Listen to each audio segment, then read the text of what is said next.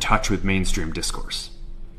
What started as a movement to be more inclusive has increasingly been used to shut down opinions and shut out people with different ideas, and it's gone too far. So I want to make sure that people can share their beliefs and experiences on our platforms. Third, we're changing how we enforce our policies to reduce the mistakes that account for the vast majority of censorship on our platforms. We used to have filters that scanned for any policy violation. Now, we're going to focus those filters on tackling illegal and high-severity violations.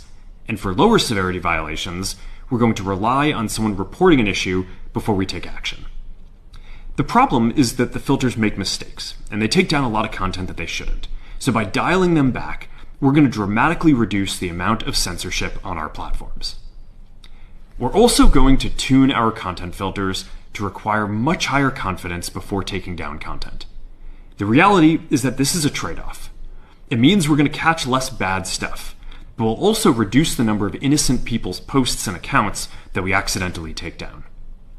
Fourth, we're bringing back civic content. For a while, the community asked to see less politics because it was making people stressed, so we stopped recommending these posts. But it feels like we're in a new era now, and we're starting to get feedback that people want to see this content again. So we're going to start phasing this back into Facebook, Instagram, and Threads while working to keep the communities friendly and positive. Fifth, we're going to move our trust and safety and content moderation teams out of California, and our US-based content review is going to be based in Texas. As we work to promote free expression, I think that it will help us build trust to do this work in places where there is less concern about the bias of our teams. Finally, we're going to work with President Trump to push back on governments around the world that are going after American companies and pushing to censor more. The US has the strongest constitutional protections for free expression in the world. Europe has an ever-increasing number of laws institutionalizing censorship and making it difficult to build anything innovative there. Latin American countries have secret courts that can order companies to quietly take things down. China has censored our apps from even working in the country. The only way that we can push back on this global trend is with the support of the US government. And that's why it's been so difficult over the past 4 years when even the US government has pushed for censorship. By going after us and other American companies, it has emboldened other governments to go even further. But now we have the opportunity to restore free expression, and I am excited to take it. It'll take time to get this right, and these are complex systems. They're never going to be perfect. There's also a lot of illegal stuff that we still need to work very hard to remove. But the never forgive you, Mark Zuckerberg. Who kill you too? Because I won't lie to you. See, I built Mayegun's Diary Politico on truth and trust only. It is always a platform where the hard truth is expected to be published, even when people disagree. You see, Mayegun's Diary Politico is a place where sometimes when I share information, it is so hard for people to believe that they are true. There are people who will actually be praying that what I shared is not true.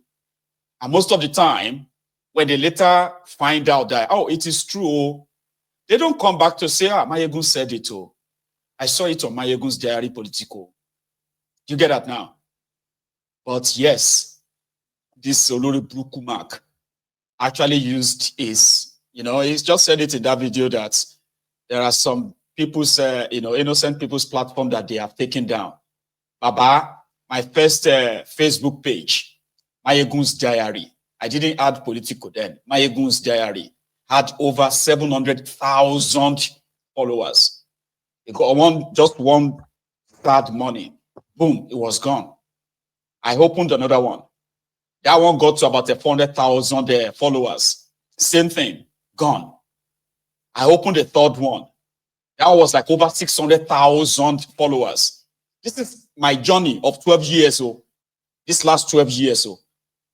I opened a third one, over 600,000 followers. Again, gone. The one you are seeing right now on Facebook is my fourth page. I've been waiting for them to shut it down all this while. But rather than shut it down, they just shadow banned me. Baba, if I just open my phone like this and I'm like, go live on Mayegun's Diary Politico, within 2 minutes, you will see over 2,000 people already joined. If I am on Mayegun, I mean, so those of you who actually know Mayegun's Diary Politico before now, right? If I go live for 10 minutes, right, you will see more than 100,000 people already seen it. I got shadow banned for 4 years now, nearly 4 years, just for exposing the atrocities of APC. They've tried it with my YouTube, but somehow that one seems like a bit difficult for them to shut down. So I will never forgive him. Yeah, it's going to take time before these changes he's talking about will take effect, right? But yeah, let's hope he will now allow people to see Mayegun's Diary Politico. Imagine people asking me that. Sometimes people will see a post on Mayegun, Mayegun, where have you been? I have not seen your post for the past 8 months. I was like, I've always been here. Bag. If he doesn't want you to see me, you won't see me. If he wants you to see me, you will see me. That's it. But just come on to YouTube. I'm always on YouTube anyway. So I will never forgive him. And this is one of the reasons why I will always curse anyone and everyone associated with APC, Ebekebe, in that contraption. They are the most vile people, the most evil people. If you have any family member that says he likes anything APC, Ebekebe, you should disown them. They are the most evil people who would rather want their evil remain covered, not exposed. So I have been with them. We have been after one another at least for more than 10 years now. From the world go, from the Genesis to the Revelation. That's why we never, for any reason, like them. Even if he tells you that I'm a nice person, Abulori Buku, a nice person, kill you. You are supporting APC, and you are a good person. Ogu kill you. Good person. Not people from where to where. They are never good people. They are evil. Right? Anyway, so thank you so much, everyone. I have overshoot our time again, but I think we should take calls, okay? Even if it's going to be like 2, 3, 4 calls, we can still have a chat before we go to bed, all right? If you have to go, remember, like the broadcast, okay? Like it, share it, and even subscribe onto my channel if you haven't already, okay? I am going to be back. I'm going to be back in a minute or two. Let me stretch my legs.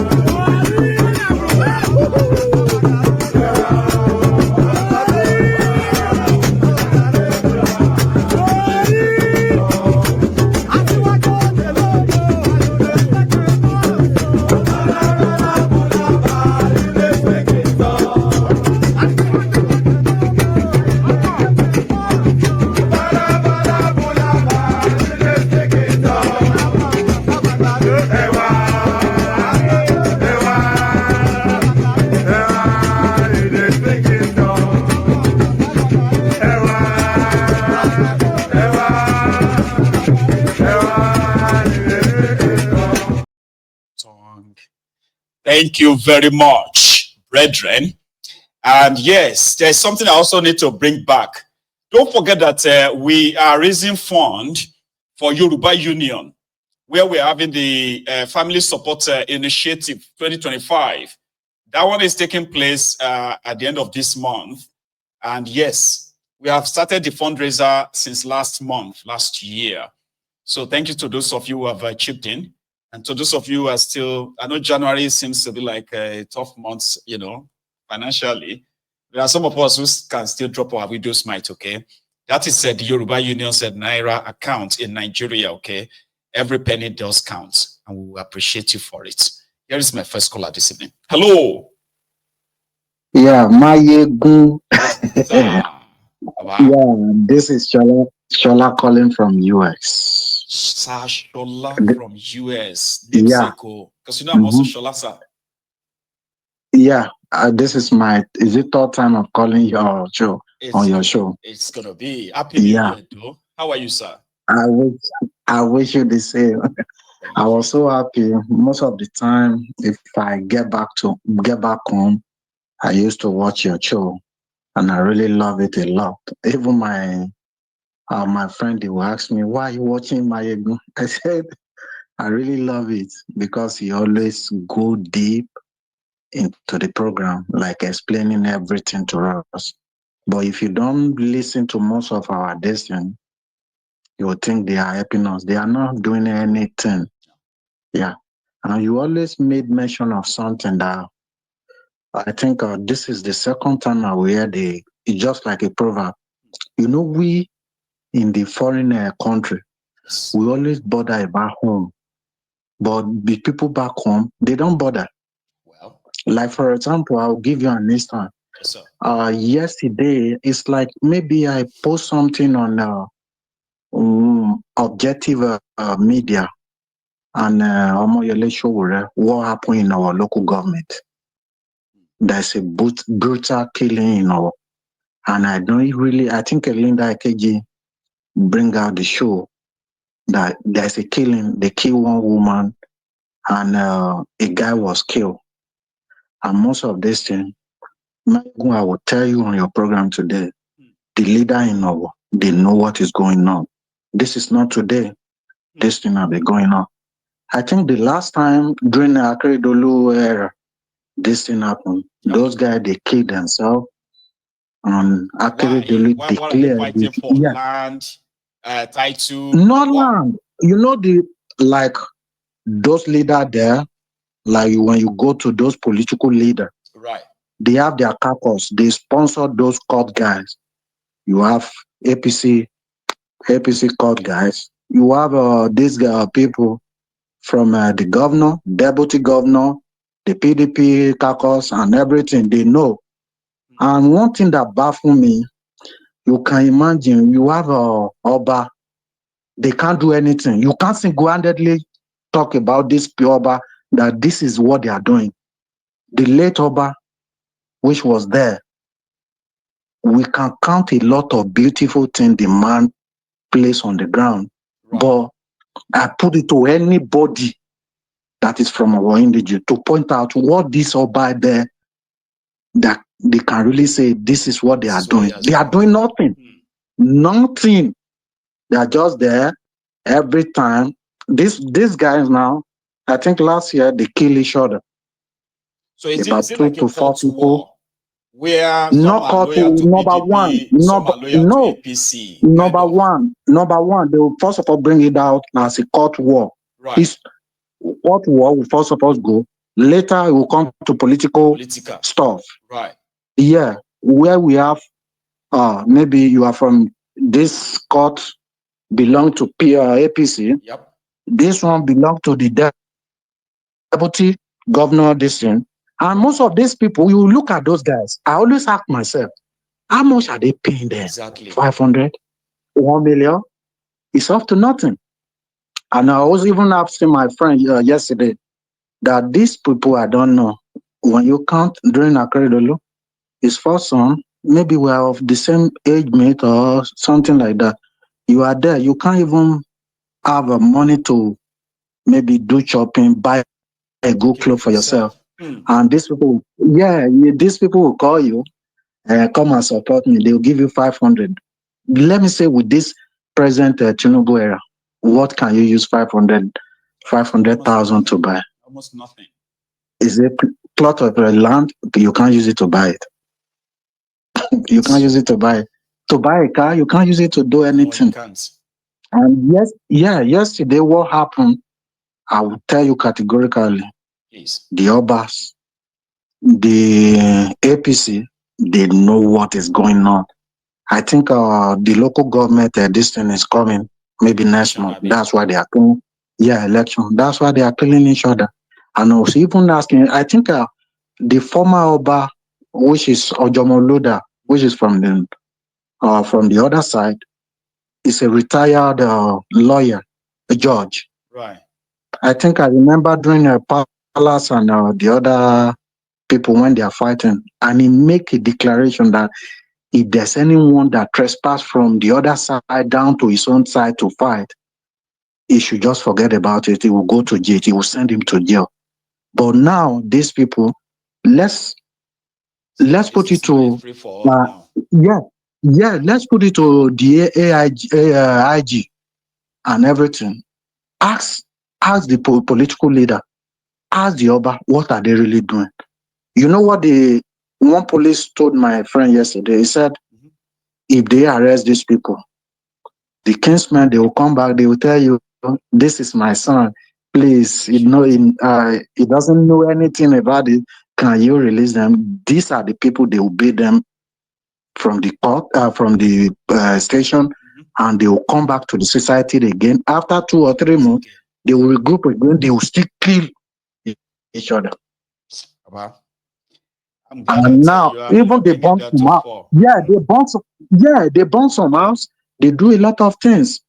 And most of this, you can, they have a proverb in our days, and they will tell you, no, I can't go to a war. I can't go there and build a house. And those people will be there. Ask those people inside there, what are they really doing to curb this kind of stuff? Nothing.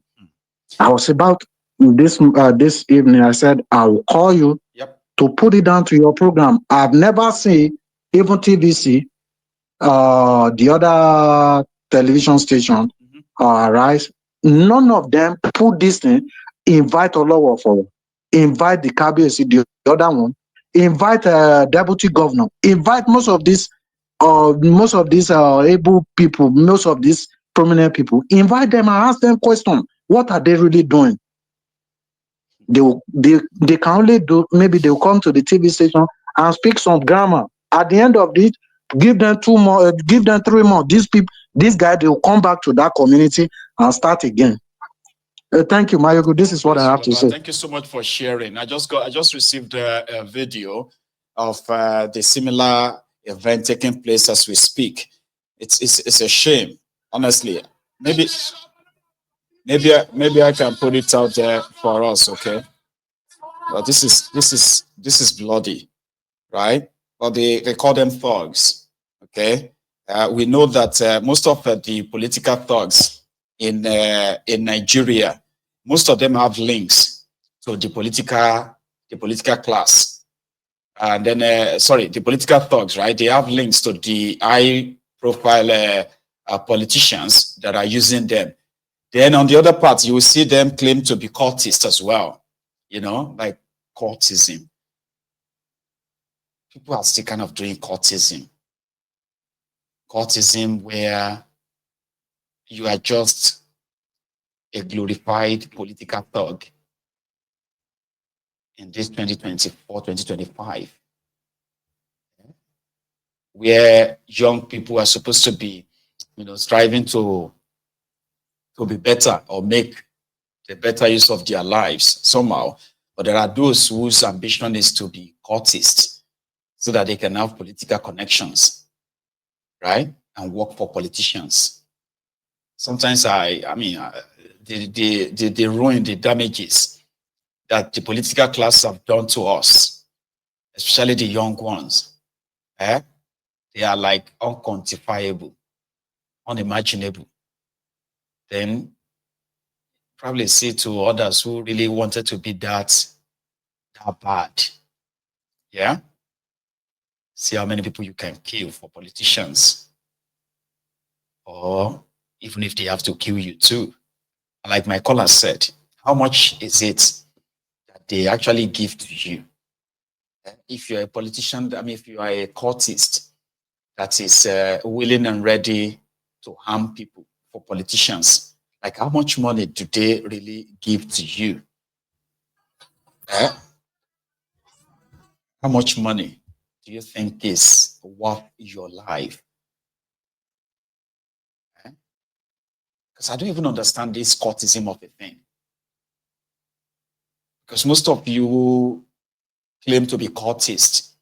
You are mainly a bunch of cowards. In my own opinion, you are like cowards who always go after the weak ones. Because the only time I hear about courtists is when they are like, bullying people who doesn't really have the same clout that they have. Like you have guns, you have knives, you have axes, you can machete somebody to death, you can butcher them, you can do, and these are people who don't actually have the same clout as you. So you join courtesan as a coward so that you can be a bully. So after that, what do you become? You become an armed robber or a political thug. What exactly is the advantage of being a courtist in that contraption? Hello, brother. Hello, good evening, Mr. Mayogun from Nigeria. You already know my name, I do, and I just don't want to always mention it for your own sake, right? So, exactly. I'm doing fine. Yes, I just watch your program right now. In fact, it's true concerning what Mark Zuckerberg has been doing. Do you know there's one particular channel I also follow too on YouTube? This page is all about exposing some Nigerian pastors. Um, how they siphon people with fraud and money and so on. Do you know that they've actually brought down the lady's page right now on YouTube? The lady cannot function on YouTube. Yes. I think I can remember GeoTV. Yeah, GeoTV. All fake things they do, especially MFN. How they rob people, how they jail people in prison, everything. They brought down to challenge, they defraud you. Then if you try to challenge them, they will use the police to kind of lock you up. Exactly. No, but the lady is based in London. The woman is based in London. Right. So she's to arrest her was so difficult.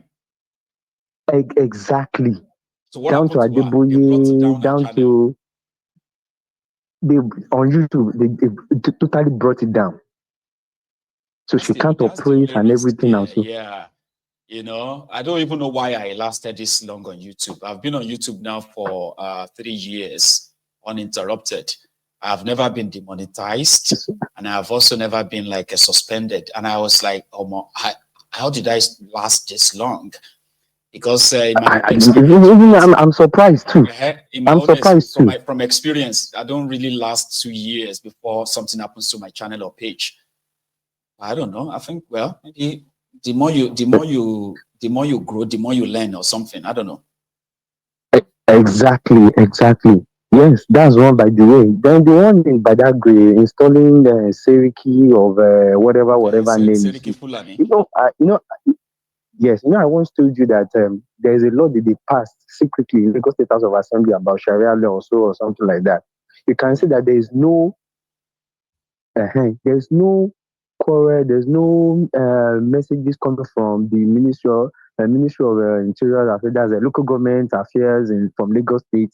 There was one time someone actually visited Seriki Fulani of Lagos in his palace. They were exchanging vows, talking.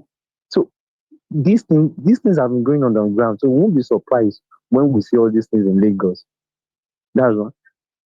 Other point I want also to make is that concerning Tinubu's going to Ghana today, I was somehow a little bit embarrassed because I saw the Ghanaian president, John Mahama. He was making speech eloquently, even though he uses teleprompter. But I'm not even seeing all these soldiers standing at the back. But when Tinubu was speaking, I just saw the guy. I said, when are we going to do away with all this military mentality? And I don't even understand this man. So it's like he has nothing upstairs. Now, concerning what power. Exactly. Power. Show of force, show of power. Now, concerning what Solomon Lalong said, actually the man is right in one way or the other, even though he was part of Buhari's government. Is right. Because number one, what do you expect? Somebody that all the taxes of Lagos State It's only one company that is collecting it, and that is Tinubu's company, Alpha Beta. Yep. So what do you expect? So the gangs there in Alpha Beta, he has shipped them to federal FIRLs. No, there was one time. Now that's one of the reasons why the northern leaders are fighting that now they don't want this tax reform, because they believe that it's still going to be Alpha Beta that are still going to be collecting those taxes, That's right. and Tinubu is going to take his own share. Now in Lagos State, now every tax that Lagos State government generates, the company Alpha Beta collects like 20%. Now from that 20%, Tinubu takes at least as